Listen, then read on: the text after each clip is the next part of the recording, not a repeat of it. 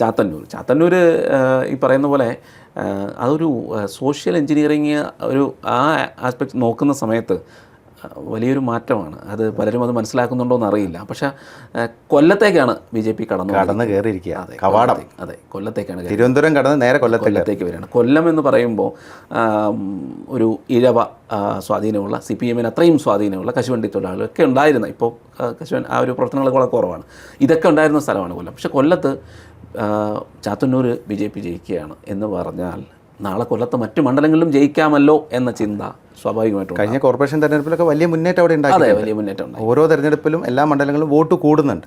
അടുത്ത തിരുവനന്തപുരമാണ് കൊല്ലം എന്നുള്ള ഒരു വാദം പൊതുവേ ഉണ്ട്. മാത്രമല്ല കൊല്ലത്ത് ഒരു ഹിന്ദു മെൻറ്റാലിറ്റി ഉള്ളവരാണ് കൂടുതലുള്ളത്.